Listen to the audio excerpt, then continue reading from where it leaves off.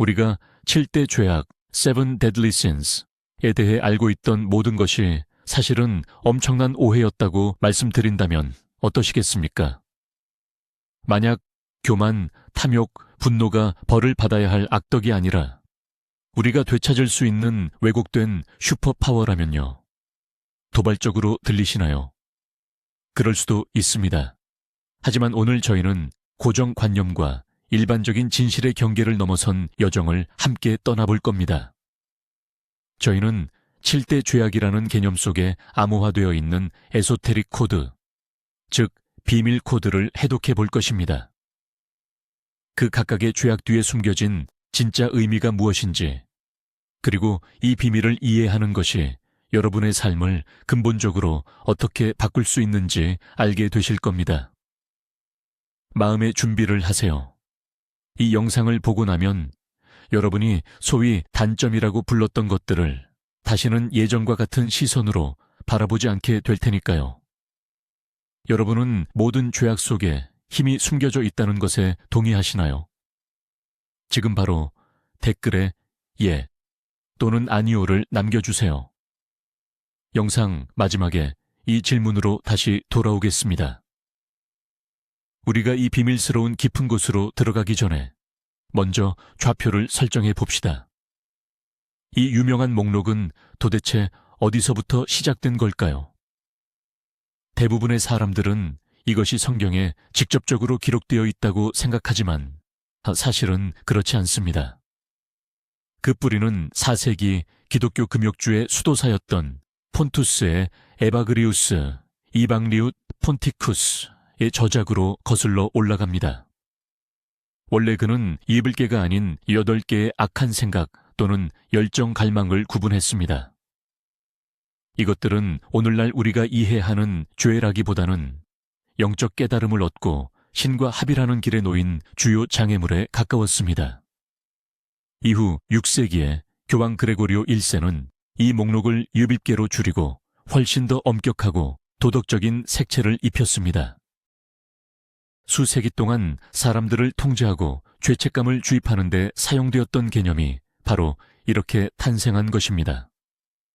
하지만 공식적인 종교의 흐름 아래에서 지하수처럼 흐르던 에소테릭 전통은 이러한 열정을 항상 다른 시각으로 바라봤습니다.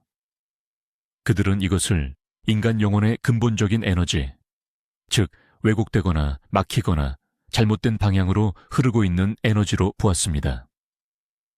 그리고 오늘 우리의 임무는 이 에너지를 비난하는 것이 아니라 그들의 원래 언어와 의도를 이해하는 것입니다. 모든 죄의 근원이자 영적 위계 질서의 가장 높은 곳에 있는 것, 바로 오만, 아오만, 프라이드부터 시작해 보겠습니다. 겉으로 보기에 오만은 단순합니다. 거만함, 이기심, 그리고 자기애의 발현이죠. 다른 사람보다 자신을 위에 두는 태도이며 더 나아가 신선보다 자신을 높이는 행위입니다. 하지만 영적인 메스를 사용해 이 현상의 가장 깊은 뿌리를 들여다봅시다. 에너지적 차원에서 자신을 신보다 위에 둔다는 것은 무엇일까요? 이것은 곧 분리의 행위입니다. 모든 존재의 근원인 무한한 의식의 바다를 상상해 보세요. 그리고 갑자기 그 바다의 한 방울이 스스로를 독립적이고 특별하며 나머지 바다 전체보다 낫다고 결정했다고 가정해 봅시다. 이것이 바로 오만의 가장 심오한 의미입니다. 우주와 분리된 나라는 환상, 즉 분리의 착각인 것입니다. 자신의 독특함을 보호하기 위해 주변에 성벽을 쌓는 자아 에고는 사실 스스로를 감옥에 가두고 있는 것입니다. 오만은 자신의 진정한 본성, 즉 만물과의 하나됨을 근본적으로 망각하는 것입니다. 이것은 우리를 경쟁하게 하고 비교하며 판단하고 비난하게 만듭니다. 왜냐하면 우리가 모두 하나라면 대체 누구와 경쟁하고 누구를 비난할 수 있겠습니까? 이 죄는 직관, 참된 자아, 신성한 흐름과의 주요 연결 통로를 차단합니다. 오만에 빠진 사람은 위로부터 오는 도움과 가르침을 받을 수 없습니다. 그의 에고가 내가 다 알아 라고 소리치기 때문입니다. 이것은 지나치게 시끄러운 자신의 자만심 소음으로 인해 발생하는 영적인 귀머금입니다. 오만은 두려움을 낳습니다. 온 세상에 맞서 당신 홀로 있다면 세상은 적대적으로 느껴지기 마련이니까요. 이제 화면 속에 홀로 높은 탑을 쌓고 있는 사람의 모습을 그려보십시오. 그 탑은 주변에 꼽히는 세상 전체의 그림자를 들이웁니다. 이 탑이야말로 그를 빛에서 분리시키는 오만 그 자체입니다. 교만에 대한 이야기를 이어가면서 그 심리적 기제를 이해하는 것이 중요합니다. 이것은 단순한 철학적 개념이 아니라 우리 정신 내에서 실제로 작동하는 과정입니다. 교만이란 근원적인 자기 무가치함에 대한 방어 기제입니다. 내면에서 자신이 하찮고 취약하다고 느낄수록 밖으로는 더욱 거대하고 철옹성 같은 외벽을 세워야만 합니다. 이는 마치 작고 겁먹은 동물이 포식자를 쫓아내기 위해 몸을 부풀리는 것과 같습니다. 오늘날 거의 전염병처럼 번지고 있는 나르시시즘, 즉 자기애는 바로 이러한 역동성의 직접적인 산물입니다. 교만에 사로잡힌 사람은 끊임없이 외부로부터 자신의 중요성을 확인받으려 합니다. 좋아요나 찬사, 아첨 같은 것들 말입니다. 그는 스스로에 대한 확고한 내적 지식이라는 토대 위에 정체성을 세우는 것이 아니라 타인의 의견이라는 부서지기 쉬운 버팀목에 의존합니다. 이 때문에 그는 믿을 수 없을 만큼 취약해집니다. 어떤 비판이나 반대 의견도 그의 존재 자체에 대한 치명적인 위협으로 받아들여집니다. 왜냐하면 부풀려진 그의 에고는 날카로운 말 한마디에도 터져버릴까 두려워하는 비눗방울과 같기 때문입니다. 영적인 여정에서 교만은 이른바 영적 교만으로 나타납니다. 자신이 다른 사람들보다 더 깨달았고 더 의식 수준이 높다고 생각하기 시작하는 것입니다. 자신의 명상이나 지식, 수행 등을 자랑하고 뽐냅니다. 하지만 이것은 단지 새롭고 화려한 포장지에 쌓인 똑같은 함정일 뿐입니다. 진정한 영성은 겸손으로 이어지며 자신이 실제로 아는 것이 얼마나 적은지를 깨닫게 합니다. 교만의 변화는 스스로를 깎아내리는 자기 비하가 아닙니다. 자신을 아무것도 아닌 존재로 여기는 것을 의미하지도 않습니다. 오히려 자신을 모든 것으로 인식하는 것을 뜻합니다. 교만의 승화는 분리되었다는 환상을 세상과의 일체감으로 바꾸는 것입니다. 이기적인 자기애를 신성한 존재의 일부로서 자신을 향한 무조건적인 사랑으로 변모시키는 것입니다. 이는 내가 최고다 해서 나는 모든 것이며 모든 것은 곧 나이다 라는 인식으로 나아가는 과정입니다. 좋습니다. 이제 한 단계 더 깊이 내려가 탐욕 혹은 욕심에 대해 이야기해 보겠습니다. 전통적으로 탐욕은 돈이나 물질적인 풍요와 연결되어 왔습니다. 욕심 많은 사람은 더 많은 부를 끝없이 원하며 결코 만족할 줄 모릅니다. 하지만 이것은 거대한 탐욕의 성에서 가장 눈에 띄는 하나의 방에 불과합니다. 이 조이에 대한 영적이고 근원적인 이해는 훨씬 더 광범위합니다. 탐욕이란 소유하고 싶은 채워지지 않는 갈증이며 이는 무엇이든 대상이 될 수 있습니다. 우리는 권력, 명성, 지식, 경험, 심지어 타인의 관심에까지 욕심을 낼 수 있습니다. 영적인 영역에도 탐욕의 형태가 존재하는데 바로 영적 물질주의입니다. 이것은 사람이 수련이나 리트릿, 구루를 수집하듯 모으면서도 정작 얻은 경험을 삶에서 살아내거나 통합하지 못하는 경우를 말합니다. 탐욕의 근원에는 소유에 대한 애착이 아니라 상실에 대한 극심한 두려움이 자리 잡고 있습니다. 이는 깊은 결핍감, 즉 가난의 의식에서 태어난 에너지입니다. 탐욕에 사로잡힌 사람은 아무리 많은 것을 가졌더라도 자신을 진정으로 부유하다고 느끼지 못합니다. 그 내면에는 검은 구멍이 뻥 뚫려 있으며 그는 필사적으로 외부의 무언가로 이를 채우려 합니다. 하지만 외부 세계는 내면의 공허함을 절대 채울 수 없습니다. 그렇기에 그들의 질주는 끝없이 이어집니다. 매번 얻는 새로운 백만이나 사소한 권력 혹은 지식의 조각들은 단지 일시적인 안도만을 제공할 뿐이며 그 후에는 공허함이 더욱 날카롭게 느껴집니다. 이는 갈증을 해소하려 소금물을 마시는 것과 같습니다.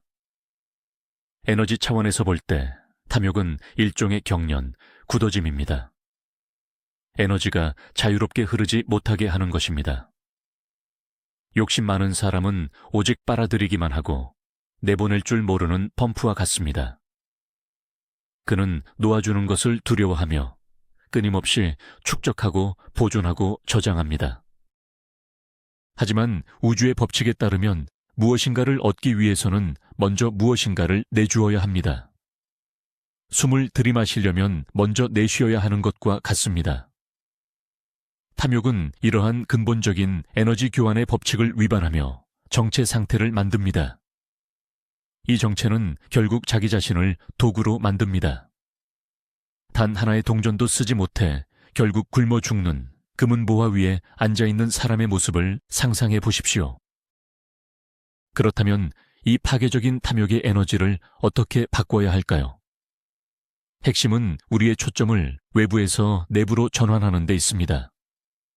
내면의 공허함을 외부적인 물질로 채우려 하기보다 우리 안에서 풍요로움의 근원을 찾는 것이 필요합니다. 탐욕의 승화, 변성은 부족의식에서 풍요의식으로의 이동을 의미합니다. 이는 우주가 무한히 너그럽다는 사실, 그리고 우리가 이미 행복하고 충만한 삶을 위해 필요한 모든 것을 가지고 있다는 깊고 근원적인 깨달음입니다. 이를 위한 가장 실질적인 도구는 바로 감사입니다. 우리가 이미 가진 것들, 숨 쉬는 공기, 머리 위의 지붕, 사랑하는 사람의 미소에 대해 의식적으로 감사하기 시작할 때 우리의 인식은 없는 것에서 있는 것으로 재조정됩니다. 우리의 에너지 초점은 부족함이라는 블랙홀에서 풍요로움이라는 빛나는 구체로 이동합니다. 탐욕은 근본적으로 미래에 대한 두려움입니다. 사람들은 내일 무언가가 부족해질까봐 걱정하며 쌓아두는 것입니다. 이에 대한 해독제는 신뢰, 즉 믿음입니다. 삶에 대한 신뢰, 우주에 대한 신뢰, 그리고 자기 자신에 대한 신뢰입니다. 필요한 순간에 반드시 필요한 자원을 얻게 될 것이라는 믿음인 거죠. 이는 손 놓고 가만히 있으라는 뜻이 아닙니다. 이것은 패닉 상태의 두려움이 아닌 평온한 확신 속에서 행동하라는 의미입니다. 탐욕이 변성될 때 그것은 자신의 가장 높은 차원인 관대함과 흐름을 즐기는 능력으로 변모합니다.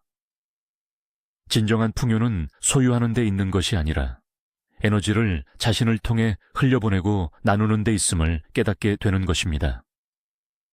그는 자원의 막다른 골목이 아니라 그 자원을 순환시키는 통로, 즉 도관이 됩니다.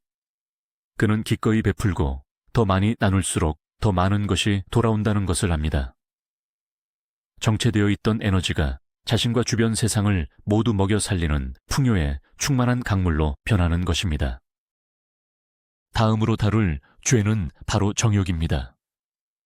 정욕은 아마도 가장 많은 비난과 수치심에 쌓여 있는 개념일 겁니다.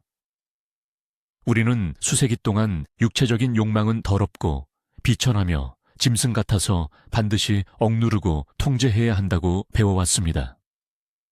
하지만 영적인 지혜는 이것을 완전히 다르게 봅니다. 이 가르침은 우리가 정욕이라고 부르는 에너지는 그 본질에 있어 신성한 창조의 힘이라고 말합니다. 이것은 창조와 연결, 그리고 확장으로 나아가려는 생명 그 자체의 에너지, 바로 쿤달리니입니다. 꽃을 피우고 별을 빛나게 만드는 힘과 똑같은 힘이죠. 문제는 그 에너지 자체가 아니라 우리가 그것을 다루는 방식에 있습니다.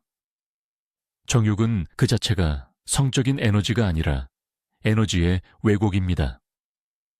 강력한 창조적 에너지가 심장, 즉 사랑과 인식에서 떨어져 나가 맹목적이고 채워지지 않는 갈망으로 변질될 때 일어나는 현상입니다. 개인이 자신의 욕망의 노예가 되어 타인을 영혼으로 보지 않고 단순히 자기 만족을 위한 도구로 사용할 때 말입니다. 정욕은 탐욕과 마찬가지로 내면의 공허함에서 태어납니다. 이는 극도로 강렬한 경험을 통해 자신이 살아있음을 느끼려는 필사적인 시도인 것입니다.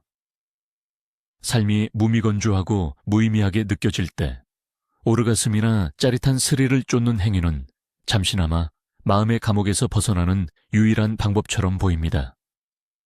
하지만 이것은 마약과 같습니다. 필요한 복용량은 계속 늘어나지만 진정한 만족감은 결코 얻을 수 없습니다.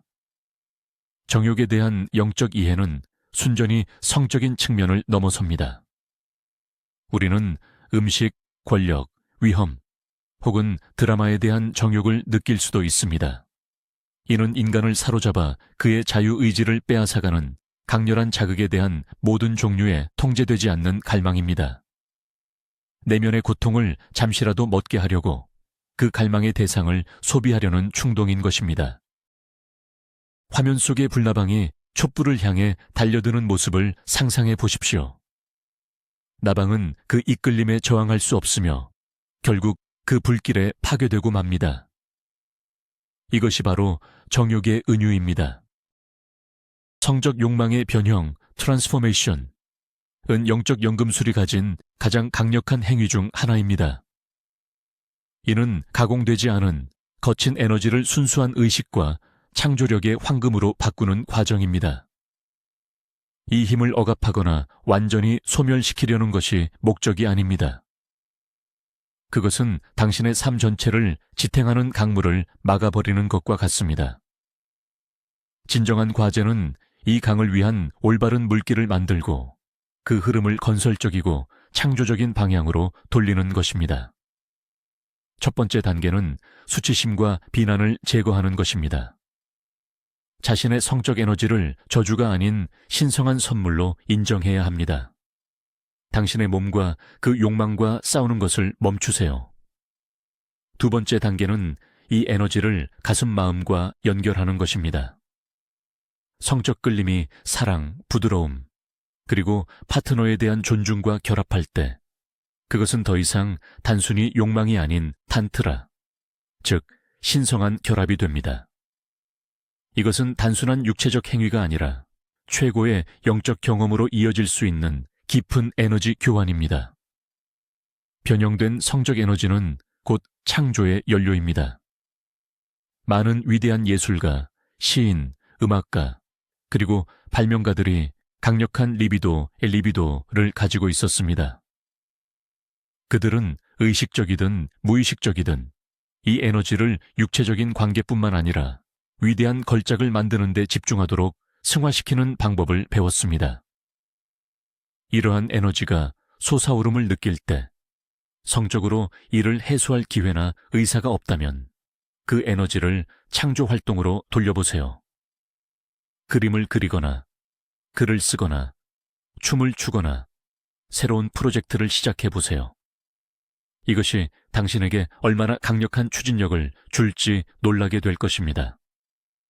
당신은 욕망의 노예가 되는 대신 그 욕망의 주인이 됩니다.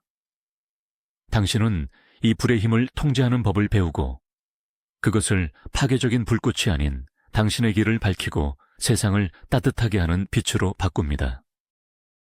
성적 욕망은 당신 안에서 발현되기를 기다리는 잠재된 천재성입니다. 다음은 시기심 NB입니다. 셰익스피어가 녹색 눈의 괴물이라 불렀던 바로 그것이죠. 시기심은 영혼을 내부에서부터 조용히 부식시키고 오염시키는 독입니다. 타인의 성공, 행복, 풍요로움을 볼 때 느끼는 고통 그 자체죠. 그렇다면 이 감정의 본질적인 뿌리는 무엇일까요? 우리는 왜 도대체 이런 감정을 느끼는 걸까요? 시기심은 교만, 프라이드와 같은 근원에서 발생합니다. 바로 분리되었다는 착각과 끊임없는 비교에서 비롯되는 것입니다.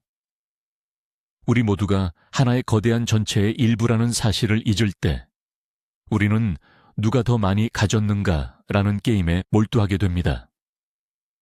이웃을 바라보면 그들의 잔디는 더 푸르고 차는 더 새 것이며 직업은 더 명망이 높죠.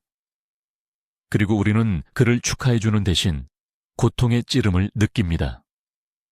왜 그럴까요? 왜냐하면 우리의 왜곡된 세계관 속에서 타인의 성공은 곧 우리의 패배를 의미하기 때문입니다.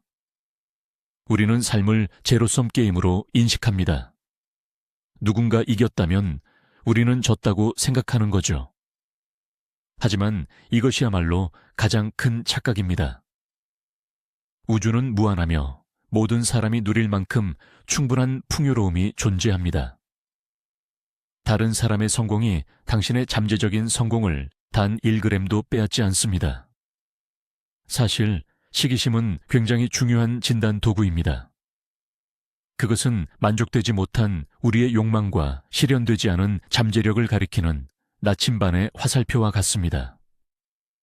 우리는 그 사람 자체를 부러워하는 것이 아니라 그가 가진 것 또는 그가 상징하는 무언가를 부러워하는 것입니다. 만약 누군가의 용기를 부러워한다면 그것은 당신 내면의 용기가 밖으로 나오기를 원한다는 뜻입니다.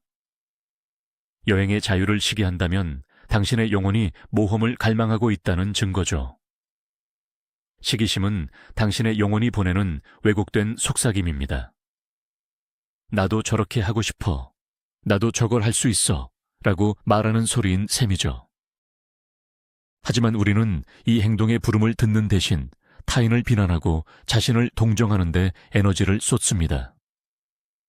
우리는 자신만의 아름다운 정원을 가꾸는데 귀중한 생명력을 사용하는 것이 아니라 담장 너머를 엿보며 이웃의 장미가 더 예쁘다고 분노하는 데 소비합니다.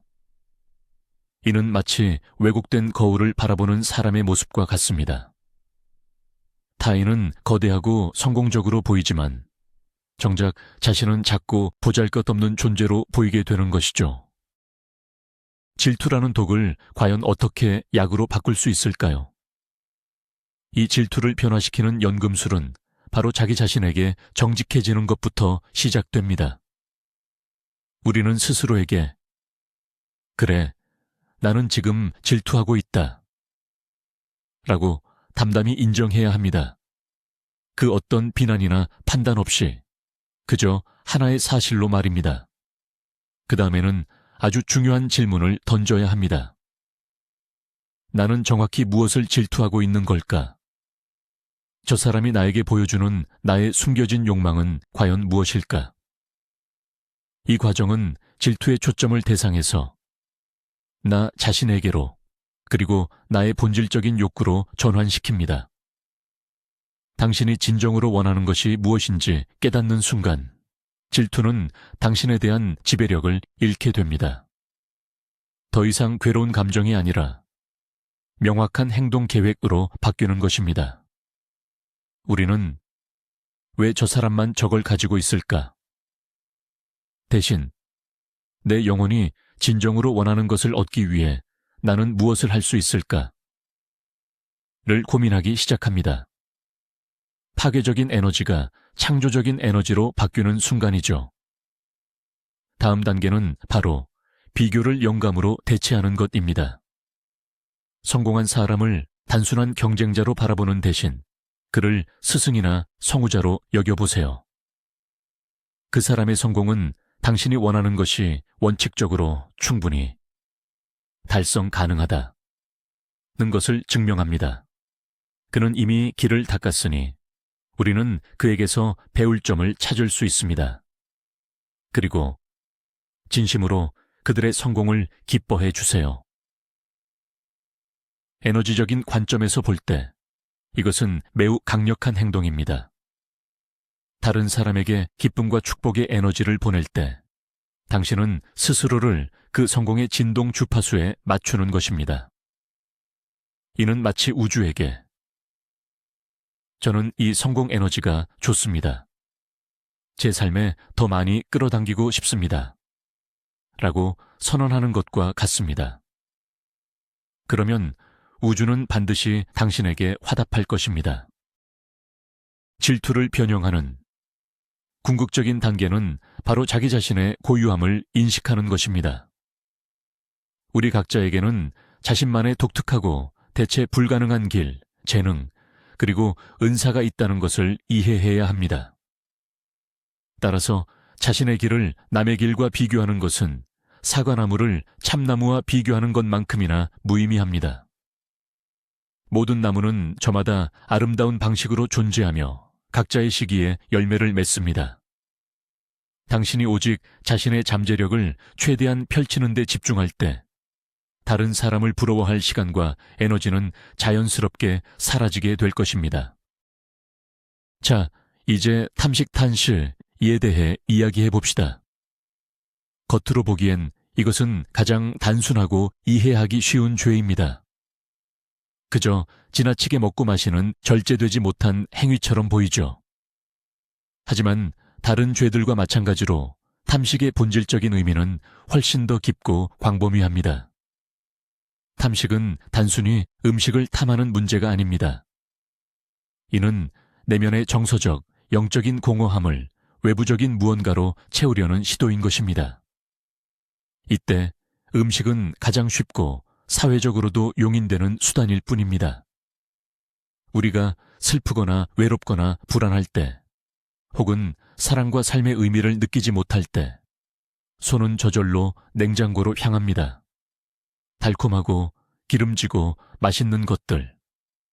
이것들은 빠른 쾌락을 얻고 내면의 아이를 위로하며 고통을 잠시 덮어버릴 수 있는 손쉬운 방법입니다. 하지만 이것은 질병의 근본 원인을 치료하지 못하는 일시적인 진통제에 불과합니다.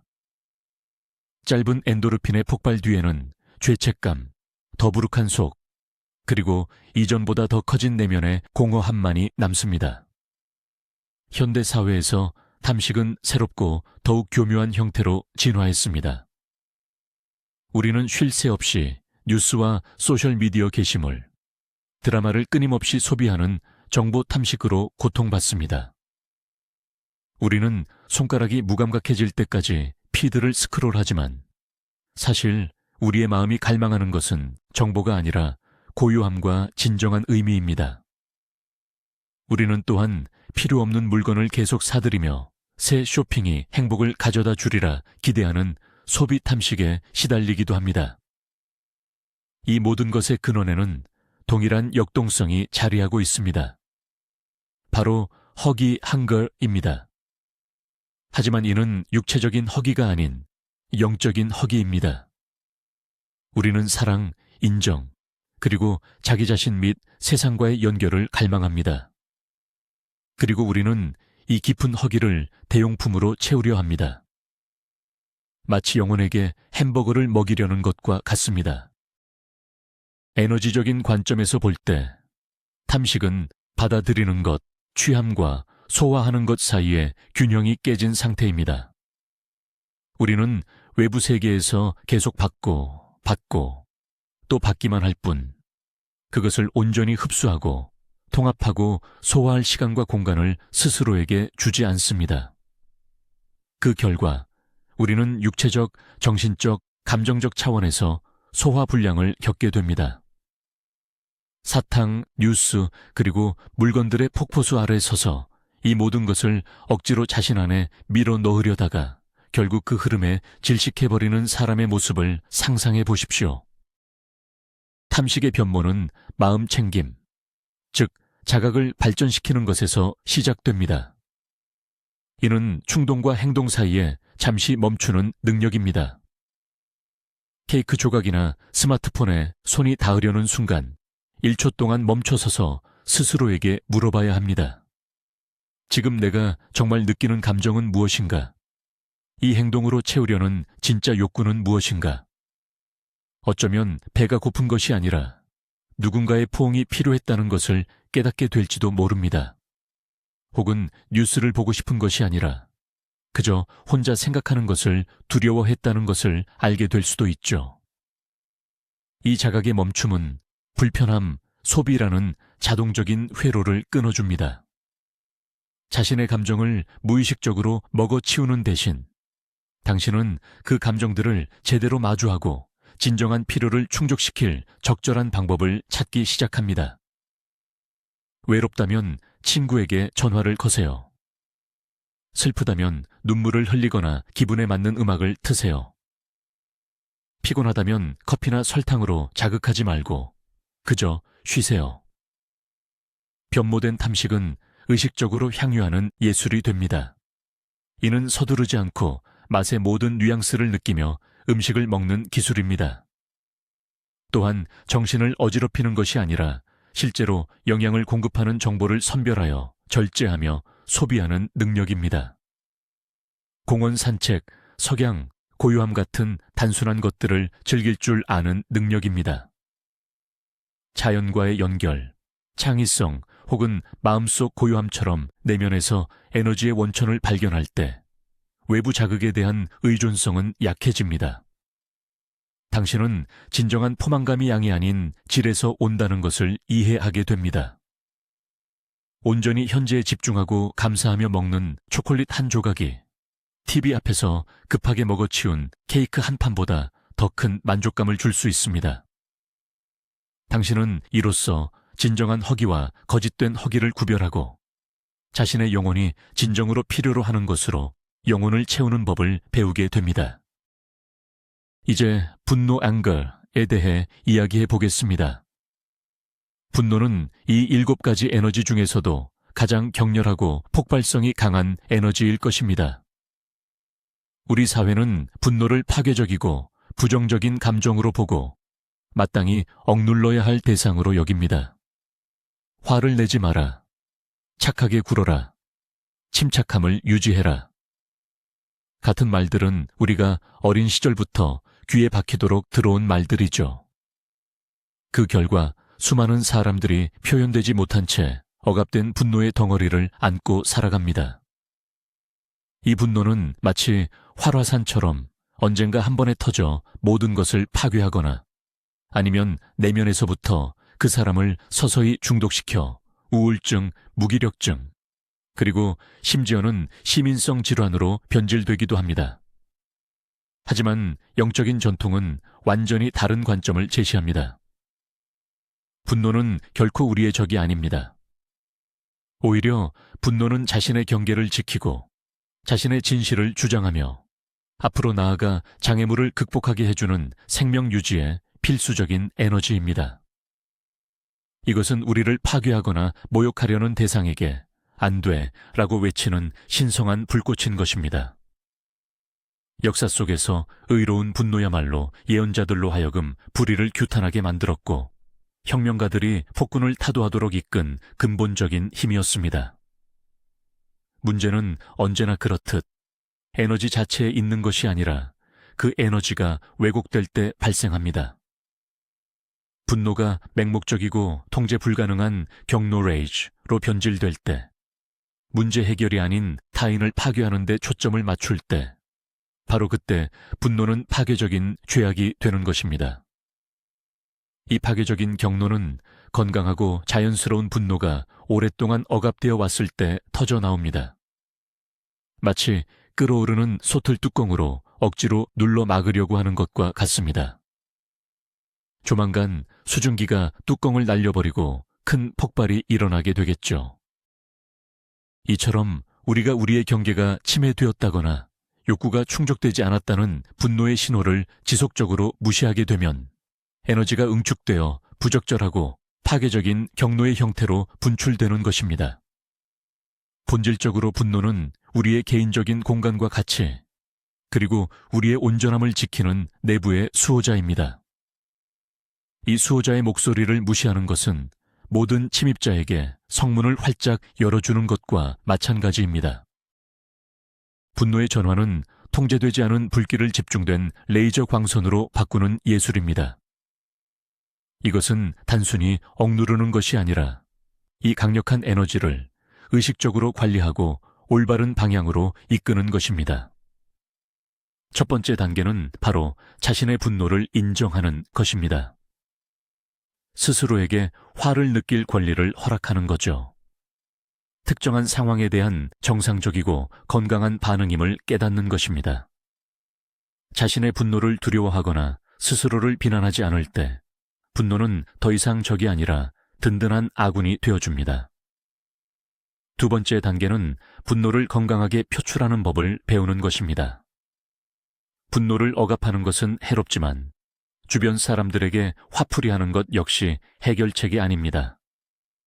자신에게도 타인에게도 해를 끼치지 않으면서 이 에너지를 해소할 방법을 찾아야 합니다. 달리기나 샌드백 치기, 베개에 대고 소리 지르기 같은 신체 활동이 될 수도 있고 종이에 자신의 감정을 써 내려가는 것도 좋습니다. 핵심은 에너지를 몸 안에 정체시키지 않고 반드시 밖으로 배출해 주는 것입니다. 하지만 가장 중요한 단계는 바로 분노가 보내는 메시지에 귀를 기울이는 것입니다. 분노가 터져 나올 때마다 이를 일종의 신호로 받아들여야 합니다. 이 화가 나에게 무엇을 말하고 있는가? 어떤 경계가 침해되었는가? 어떤 욕구가 충족되지 못했는가? 어떤 불공평한 일에 분노했는가? 분노의 원인을 파악하게 되면 그 에너지를 건설적인 행동으로 돌릴 수 있습니다. 예를 들어 끊임없이 자신의 일을 당신에게 떠넘기는 동료에게 소리 지르는 대신 그 분노의 에너지를 활용하여 침착하지만 단호하게 대화하고 명확한 경계를 설정할 수 있습니다. 승화된 분노는 열정으로, 결단력으로, 그리고 리더십의 힘으로 바뀝니다. 이것은 우리의 삶과 세상을 더 나은 방향으로 변화시킬 수 있게 해주는 에너지입니다. 목표 달성을 위한 강력한 연료인 셈이죠. 자신의 삶의 무질서함에 화가 날 때 이 에너지는 마침내 삶을 정리하도록 도울 수 있습니다. 사회적 불의에 분노할 때 이 에너지는 자선 프로젝트를 시작하도록 당신에게 영감을 줄 수 있습니다. 다리를 불태워버리는 대신 이 불을 활용하여 자신의 앞길을 밝히는 방법을 배우게 되는 것입니다. 드디어 마지막 7번째 죄에 다다랐습니다. 이것은 아마도 가장 교활하고 오해를 많이 받는 죄일 것입니다. 바로 나태 혹은 우울 아체디아입니다. 라틴 전통에서는 이 죄를 아세디아 아체디아라고 불렀습니다. 이 단어는 현대의 게으름이라는 표현보다 그 본질을 훨씬 더 정확하게 전달합니다. 아세디아는 단순히 육체적인 나태함이나 일하기 싫은 마음이 아닙니다. 이것은 사막의 교부들이 정오의 악마라고 불렀던 깊은 영적 상태입니다. 삶에 대한 의욕을 완전히 잃고 모든 것이 무의미하다는 느낌에 사로잡히는 전면적인 무감각, 즉 아파테이아입니다. 행복해질 모든 조건을 갖추었음에도 불구하고 그 어떤 것도 기쁘지 않은 상태. 심지어 대단한 일을 시도할 힘은커녕 침대에서 일어날 기력조차 없는 상태입니다. 이것은 세상을 덮어 모든 색채를 앗아가는 실존적인 권태, 주안다이, 일종의 잿빛 장막입니다. 분노나 정욕처럼 보다 뜨거운 죄들과는 달리 아세디아는 영혼을 서서히 잠식하는 차갑고 조용한 살인자입니다. 이 죄는 크게 소리치지 않습니다. 그저 속삭일 뿐입니다. 무슨 의미가 있나? 모두 소용없어. 아무것도 변하지 않아. 그냥 누워 움직이지 마. 이는 생명의 근원으로부터 깊이 단절된 상태입니다. 아세디아에 빠진 사람은 자신의 영혼과 사명으로부터 연결이 끊어집니다. 자신이 왜 여기에 존재하는지 잊어버리는 것입니다. 사회생활은 계속할 수 있습니다. 기계적으로 출근하고 사람들과 교류할 수도 있죠. 하지만 내면은 이미 죽어있는 상태와 같습니다. 이 상태는 임상적 우울증과 매우 유사하며 실제로 종종 동반됩니다. 오늘날 우리는 수많은 오락거리와 기회를 누리고 있음에도 불구하고 우울과 의미상실의 전염병이 전례 없는 규모로 확산되고 있습니다. 우리는 소위 존재의 피로 시대를 살고 있습니다. 왜 이런 일이 발생하는 걸까요? 한 가지 원인은 자연, 살아있는 생명의 순환, 그리고 우리 자신의 신체로부터 단절되었기 때문입니다. 우리는 가상세계, 추상적인 목표와 인공적인 자극의 세계에 살고 있으며 우리의 영혼, 즉 우리의 동물적이고 자연적인 부분이 이로 인해 시들어가고 있습니다. 사막 한가운데서 말라버린 나무를 상상해 보십시오. 뿌리도 있고 가지도 있지만 물로부터 단절되었기 때문에 생명이 없습니다. 이 마비될 것 같은 무기력 상태에서 어떻게 벗어날 수 있을까요? 삶의 활력과 재미를 어떻게 되찾을 수 있을까요? 이 깊은 침체를 극복하고 전환하는 것은 결국 자신의 본 모습, 진정한 나로 돌아가는 길입니다. 그리고 이 길은 거창한 성과가 아닌 아주 작고 구체적인 단계들에서 시작됩니다. 무기력한 상태일 때 스스로에게 너무 큰 목표를 세우는 것은 오히려 절망에 더 깊이 빠지게 만드는 확실한 방법입니다. 가장 중요한 목표는 몸의 에너지를 되돌리고 나 자신을 현재로, 지금 여기로 데려오는 것입니다. 신체적인 활동은 단순할수록 좋습니다. 맑은 공기를 마시며 산책하기, 간단한 스트레칭이나 운동, 냉온수 샤워 같은 것들이죠. 말 그대로 몸을 깨워 다시 에너지를 움직이게 해야 합니다. 다음 단계는 아주 작은 기쁨이나 흥미의 원천을 찾는 것입니다. 당장 삶의 전체적인 의미를 찾으려고 애쓸 필요는 없습니다. 지금 당장, 이 순간 당신을 기쁘게 할 수 있는 것을 찾으세요.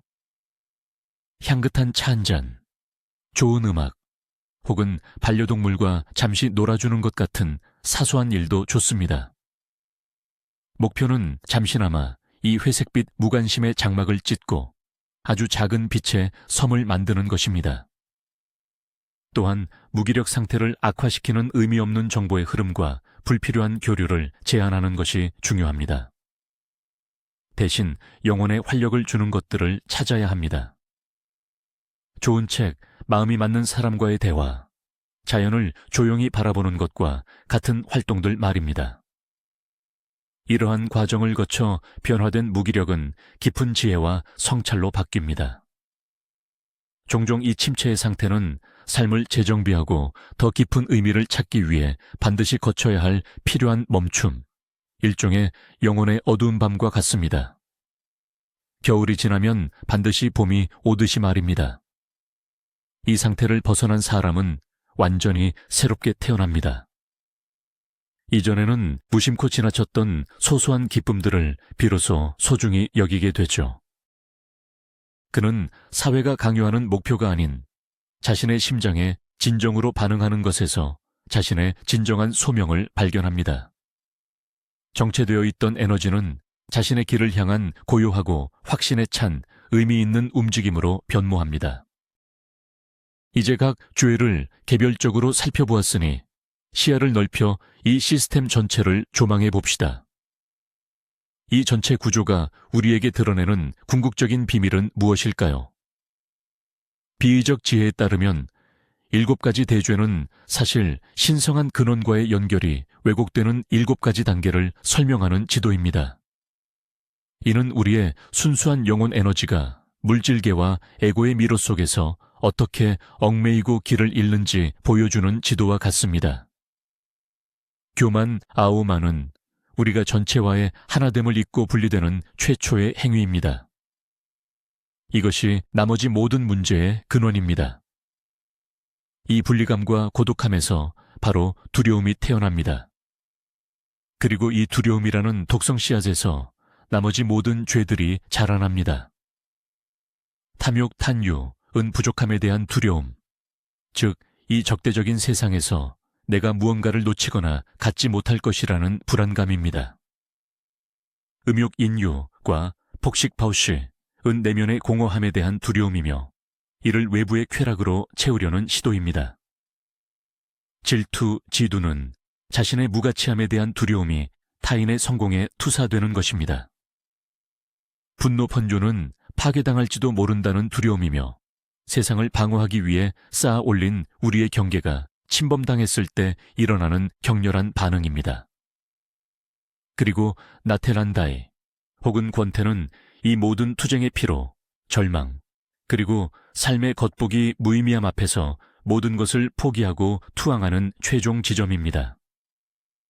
이 시스템은 도덕적 일탈이라기보다는 에너지의 불균형, 디스밸런스를 설명합니다. 각각의 죄는 인체의 특정 에너지 센터, 즉 차클에 상응합니다. 예를 들어 음욕과 폭식은 생존과 쾌락을 담당하는 하위 센터들과 연결되어 있습니다. 분노는 태양신경총에 있는 의지의 센터와 연결됩니다. 질투와 나태는 고통으로부터 스스로를 닫아버린 가슴 센터, 심장 차크라와 관련이 깊습니다. 그리고 교만은 땅에서 분리되어 심장과의 연결을 잃어버린 상위 센터들과 연관됩니다.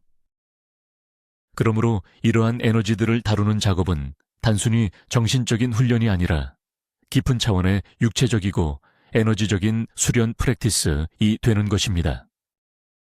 이 고대 시스템이 오늘날 현대인이 겪는 문제들을 얼마나 놀라울 정도로 정확하게 짚어내는지 한번 살펴보겠습니다. 사실상 우리가 사는 소비사회는 이 7가지 죄악을 키우고 착취하는 토대 위에 세워져 있습니다. 광고는 끊임없이 우리의 교만에 호소합니다. 이것을 사면 당신은 남들보다 더 나은 존재가 될 수 있습니다. 끊임없는 욕구의 환상을 만들어내면서 우리의 탐욕을 부추깁니다. 자동차부터 탄산음료까지 성적으로 대상화된 이미지를 이용해 무엇이든 팔아치우면서 우리의 색욕을 악용합니다. 소셜미디어는 거대한 질투, 시기, 제조 공장입니다. 우리는 타인의 완벽한 삶의 이미지를 보며 우리가 부족하다고 느낍니다. 패스트푸드 및 엔터테인먼트 산업은 내면의 공허함을 쉽고 빠르게 채우는 방법을 제공하며 우리의 폭식을 기반으로 번성합니다. 대중매체는 사람들을 우리와 그들로 나누고 적대감을 조성하여 우리의 분노를 끊임없이 부추깁니다. 그리고 이 모든 것의 결과는 대규모 나태 우울입니다. 오늘날 우리가 목격하는 우울증, 번아웃, 의미 상실이라는 전염병이죠. 결국 우리는 이 죄악에 먼저 유혹당하고 그 다음에는 그 죄악에 대해 비난받으며 죄책감을 느끼게 됩니다. 이는 조종과 통제에 매우 편리한 메커니즘입니다. 하지만 이러한 에너지의 진정한 본질을 이해할 때 당신은 이 시스템의 지배에서 벗어나게 됩니다. 더 이상 마케터와 정치인이 조종하는 꼭두각시가 아닙니다. 당신의 교만, 탐욕, 질투심을 이용해 어디서 어떻게 당신을 낚으려 하는지 알게 되며 그 유혹에 넘어가지 않겠다는 의식적인 선택을 할 수 있게 됩니다.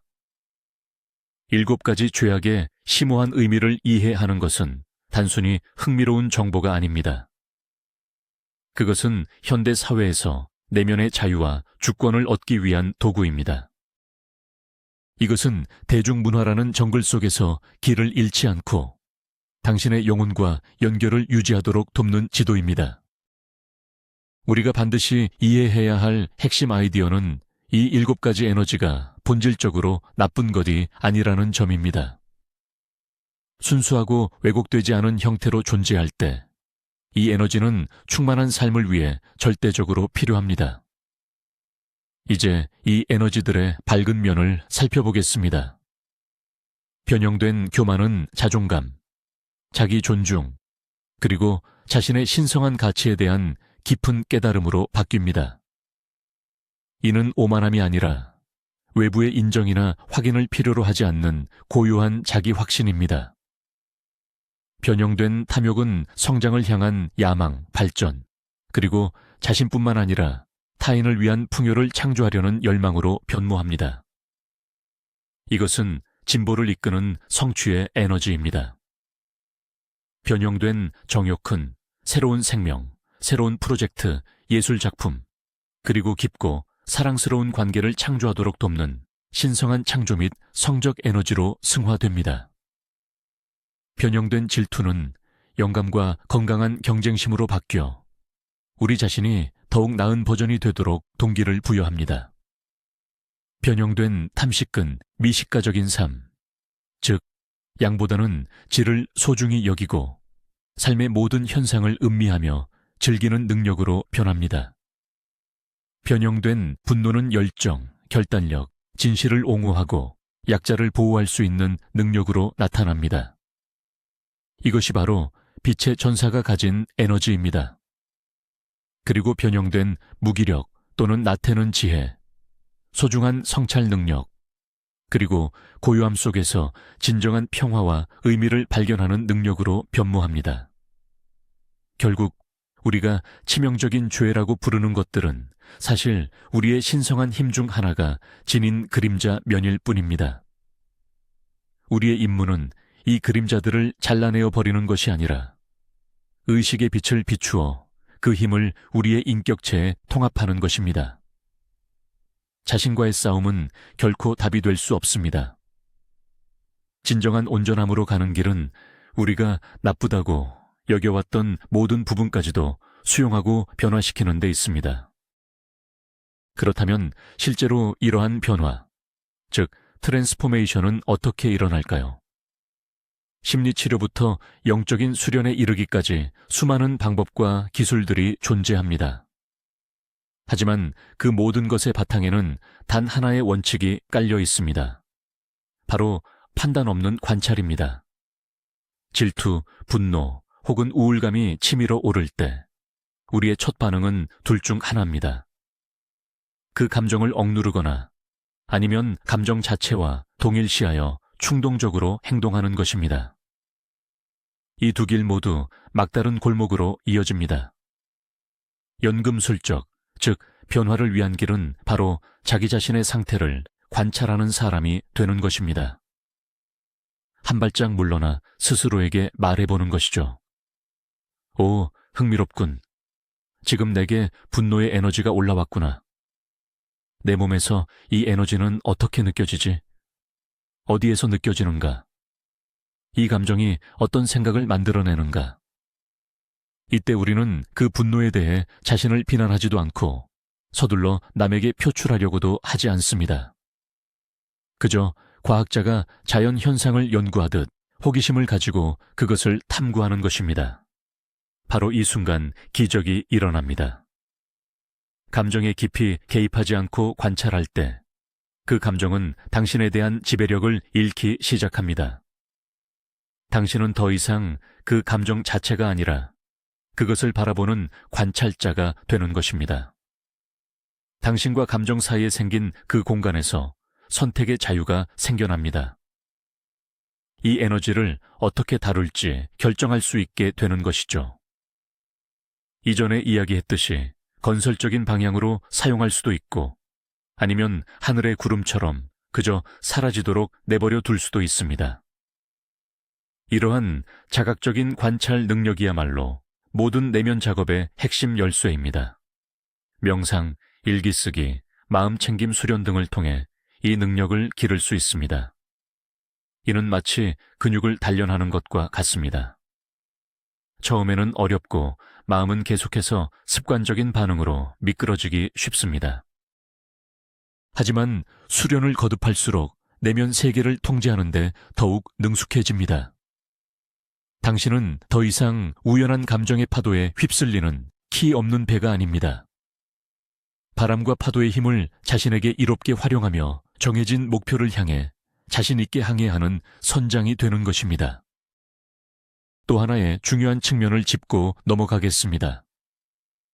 이 7가지 죄악들은 종종 서로 얽히면서 우리 마음속에 복잡한 매듭을 만듭니다. 예를 들어 오만아오만은 질투를 낳을 수 있습니다. 나는 이렇게 대단한데 왜 저 사람은 내가 가지지 못한 것을 가지고 있지? 이 질투는 다시 그 대상에게 분노를 유발할 수 있죠. 이런 불쾌한 감정들을 덮기 위해 사람은 탐식 탄시, 이나 색욕, 세, 유 같은 행위에 의존하게 될 수도 있습니다. 그리고 이마저도 통하지 않을 때 결국 우울과 무기력함이 찾아옵니다. 이것이 바로 출구가 없어 보이는 악순환인 것입니다. 이 실타래를 풀기 위해서는 가장 중요한 실, 즉 오만을 잡고 당겨야 합니다. 자신이 특별하고 독립적이라는 환상 속에 머무는 한 그 사람은 고통받을 운명입니다. 그래서 모든 영적인 전통들이 겸손에 대해 그토록 강조하는 것입니다. 하지만 겸손이 무엇인지 올바르게 이해하는 것이 중요합니다. 이것은 자신을 비하하거나 낮추는 굴욕적인 상태가 아닙니다. 진정한 겸손은 세상과 화해하며 머무는 것입니다. 우주 속에서 자신의 올바른 위치를 깨닫는 것입니다. 이는 내가 남보다 낫지도 못하지도 않다는 이해입니다. 그저 거대하고 아름다운 모자이크의 한 조각임을 아는 것이죠. 이 상태에 이르면 오만은 더 이상 발붙일 곳이 없습니다. 우리는 비교하고 경쟁하는 것을 멈춥니다. 대신 협력하기 시작하고 우리 모두가 같은 배를 타고 있다는 것을 알기에 타인의 성공을 마치 자신의 성공처럼 기뻐합니다. 이 상태에서 진정한 사랑과 연민이 탄생합니다. 먼저는 우리의 모든 불완전함을 포함한 자신에게, 그리고 나아가 온 세상에게 말입니다. 이 사랑이야말로 치명적인 죄악의 모든 독소를 녹여 없앨 수 있는 최고의 치유 묘약입니다. 사랑은 우리가 대용품들로 필사적으로 채우려 했던 내면의 공허함을 메웁니다. 사랑으로 충만해지면 외부의 인정이 필요 없으며 잘가, 오만, 부족함에 대한 두려움이 사라지고 잘가, 탐욕, 찰나의 쾌락 속에서 잊으려 하지도 않습니다. 잘가, 색욕과 탐식. 이처럼 악순환은 선순환으로 바뀌게 됩니다. 이제 이 깊은 탐구를 마무리하며 중요한 점을 하나 더 강조하고 싶습니다. 이 변화의 여정은 단거리 경주가 아니라 마라톤과 같다는 사실입니다. 이것은 평생에 걸친 작업입니다. 단 한 번의 영상 시청만으로 분노, 질투 혹은 절망 같은 감정들에서 완전히 벗어날 거라고 기대해선 안 됩니다. 이러한 에너지들은 우리의 인간적인 본성의 일부입니다. 그것들은 계속해서 우리를 찾아올 것입니다. 하지만 차이점은 당신이 그것에 어떻게 반응하느냐에 달려 있습니다. 더 이상 이 감정들을 적으로 간주하거나 부끄러운 약점으로 치부하는 대신 오히려 당신의 스승으로 바라보기 시작할 것입니다. 소위 말하는 죄의 감정이 터져 나올 때마다 그것은 자기 자신에 대해 새로운 것을 배울 수 있는 기회가 됩니다. 이것은 치유와 관심이 필요한 당신 영혼의 영역을 비춰주는 신호입니다. 성장을 위한 초대장인 셈이죠. 점진적으로 한 걸음씩 나아가면서 당신은 이 에너지들을 다스리는 법을 배울 뿐만 아니라 그것들의 가치를 인정하게 될 것입니다. 당신을 살아있고 열정적이며 다층적인 사람으로 만드는 것이 바로 이 에너지들임을 깨닫게 될 것입니다. 그림자가 없이는 빛도 존재할 수 없습니다. 낮은 에너지 없이는 높은 에너지도 있을 수 없습니다. 연금술사는 납을 버리지 않고 그것을 금으로 변형시킵니다.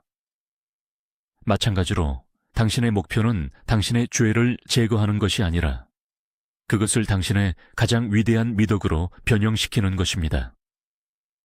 이 길은 용기, 정직함, 그리고 자기 자신에 대한 깊은 연민을 필요로 합니다.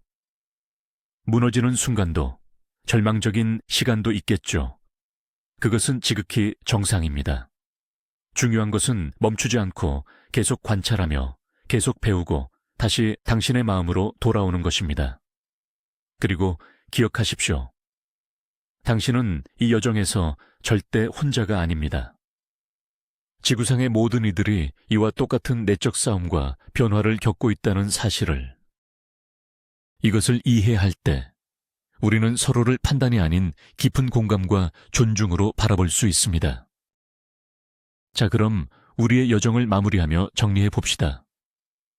우리는 7가지 대죄가 영원한 죄책감에 시달릴 이유도 피할 수 없는 형벌도 아니라는 것을 알게 되었습니다.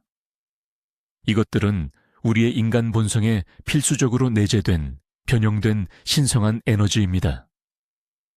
수세기 동안 악으로 여겨져 온 것들이 사실은 우리의 숨겨진 보물로 안내하는 지도였다는 놀라운 반전이죠. 교만은 자존감을, 탐욕은 풍요로움에 대한 열망을, 정욕은 창조적인 힘을, 질투는 영감을, 탐식은 삶을 향유하는 능력을, 분노는 열정과 결단력을, 그리고 나태는 깊은 지혜로 나아가는 길을 품고 있습니다. 우리에게 숨겨져 있던 핵심 비밀은 바로 이 에너지들과 싸울 필요가 없다는 것입니다. 우리는 그것들을 이해하고 수용하며 의식의 빛을 통해 승화시켜야 합니다. 그것들의 노예가 되기를 멈추고 현명한 주인이 되는 것입니다. 이것이 진정한 영적 성장의 길입니다. 자신의 그림자로부터 도망치는 것이 아니라 그것을 통합하는 것입니다. 이 여정을 끝까지 함께 해주셔서 감사합니다. 만약 이 영상이 유익했고 생각할 거리를 던져주었다면 인간 영혼의 새로운 비밀을 놓치지 않도록 좋아요를 누르고 채널을 구독해 주세요. 이제 여러분께 던지고 싶은 핵심 질문이 있습니다. 영상 초반에 했던 여러분의 답변을 다시 한번 떠올려 보세요. 지금은 여러분의 생각이 달라졌나요? 그리고 이 죄악들 중에서 개인적으로 가장 다루기 어렵지만 동시에 가장 큰 자원이 된다고 느끼는 것은 무엇인가요? 여러분의 생각과 경험을 댓글로 공유해 주세요. 정직하고 깊이 있는 토론의 장을 함께 만들어 봅시다.